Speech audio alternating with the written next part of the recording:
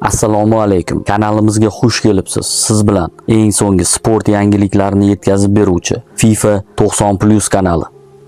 O'zbekiston U17 terma jamoasi bosh murabbiyi Islombek Ismoilov Jahon chempionatining 1/16 final doirasidagi Xorvatiyaga qarshi o'yindan so'ng o'z fikrlarini bildirdi. Keyingi o'yinda Muhammad Hakimov bizga yordam bera olmaydi. Avvalo, bugun g'alaba qozonganimiz yaxshi bo'ldi. Umuman olganda biz shunchaki yutib qo'ymaymiz. Doimo bosim ostida bo'ladi. Muhammad Hakimov jamoamiz uchun katta yo'qotish. Umid qilamizki, uning o'rnida bo'ladigan Amirxon Murodov o'zining eng yaxshi o'yinini namoyish etadi. Qanchalik Xorvatiya bilan o'yin shunday faol o'tishini kutgandingiz? Kecha ko'rganingizdek eng yuqori natija ko'rsatib, birinchi o'rin bilan chiqqan Argentina jamoasi 32-jamoa bo'lib, qiynalib chiqqan Meksikaga mag'lub bo'ldi. Bitta o'yinda istalgan raqibni mag'lub etish mumkin. Bu yerda ruhiyat birinchi o'ringa chiqadi. Raqib Yevropadagi top jamoalardan biri va jismoniy jihatdan juda kuchli jamoa edi. Shunday ekan, qiyin o'yin bo'lishi kutilgan edi. Shunga qaramay, imkoniyati yuqori bo'lgan futbolchilarimizga ishonardik. O'ylaymanki,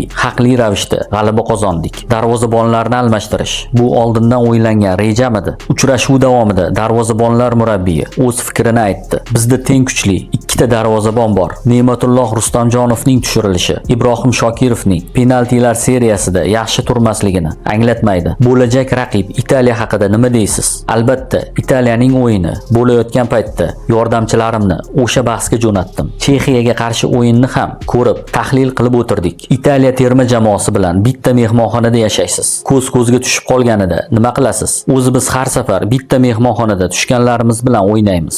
Saudiya Arabistoni bilan ham bir oyda bitta mehmonxonada yashaganmiz. Bu Italiya bilan ham 15 kundan beri birgamiz. Mehmonxona mayli, ular bilan yonma-yon ovqatlanamiz, dedi Islombek Ismoilov. Shu tariqa 18-noyabr kuni bo'lib o'tadigan 1/8 finalning barcha juftliklari ma'lum bo'ldi. Meksika, Portugaliya, Shvetsariya, Irlandiya, Marokash, Mali, Braziliya, Fransiya, Avstriya, Angliya, Shimoliy Koreya, Yaponiya, Italiya, O'zbekiston, Uganda, Burkina Faso. O'zbekiston terma jamoasi ushbu bosqichda Italiya terma jamoasini mag'lub etsa, keyingi bosqichda Afrika jamoasi Uganda yoki Burkina Faso jamoasiga qarshi maydonga tushadi. Terma jamoamizga ushbu o'yinda ham omad va g'alaba tilab qolamiz.